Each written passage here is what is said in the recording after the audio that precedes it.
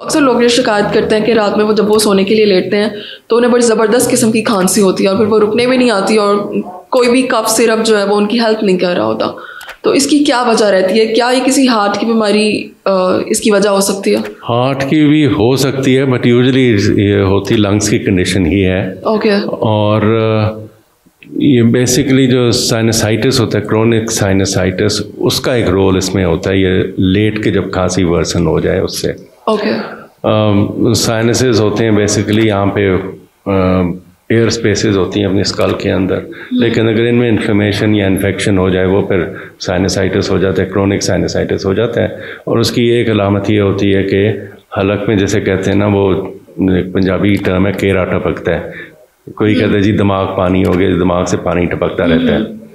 तो वो है जो चीज़, जो जैसे दिन में जब इरेक्ट होते हैं हम तो वो ड्रेन कर जाते हैं नीचे, वो हम swallow कर जाते हैं, पता भी नहीं लगता अक्सर औकात। ओके। लेकिन जब हम लेटते हैं तो तब वो swallow नहीं कर पाते हैं, वो फिर ये जो फेरिंग्स होती है गले में जाके उसको इरिटेट करते हैं और वो फिर खांसी को ट्रिगर कर लेती है।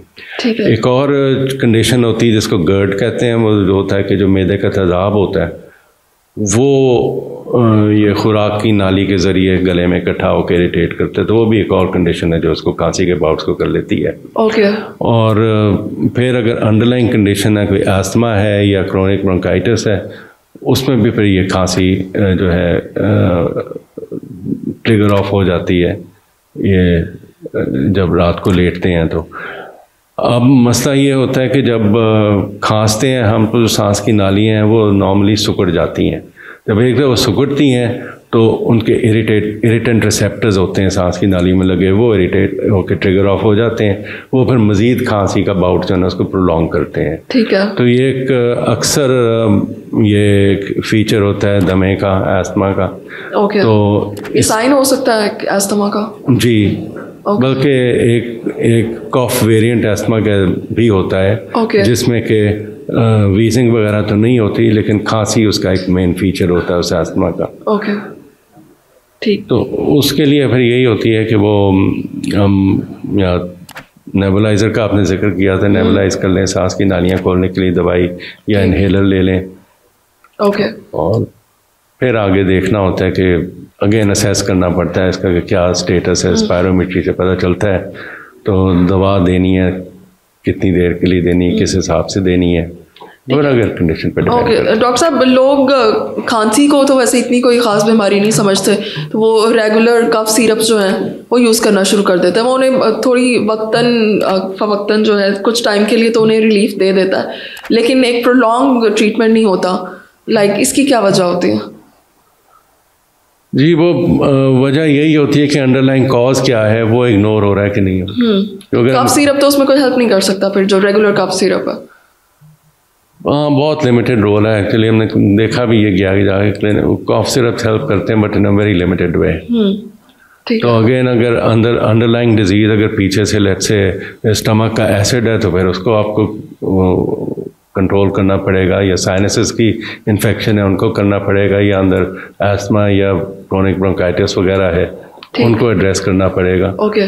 तो कॉफ सिरप्स वगैरह जो जस्ट एडजंक्ट करके सपोर्टिव ट्रीटमेंट होती है, बट दे आर नॉट, वो जैसे कहते हैं जो एक्चुअल कॉज है उसकी रेमेडी वो नहीं है। ठीक है डॉक्टर साहब, क्रॉनिक कफ जो है वो किसी एक्सटर्नल फैक्टर की वजह से भी हो सकती है, लाइक किसी एलर्जी की वजह से भी हो सकती है? बिल्कुल। वो कैसे पता चलेगा कि कौन सी चीज़ जो है वो एलर्जन जो है इफेक्ट कर रहा है बॉडी के साथ? एक तो वो अगेन आप डिटेक्टिव वर्क थोड़ा करना पड़ेगा उसमें, अब हिस्ट्री लेके देख के कि आपकी क्या चीज़ ट्रिगर करती है।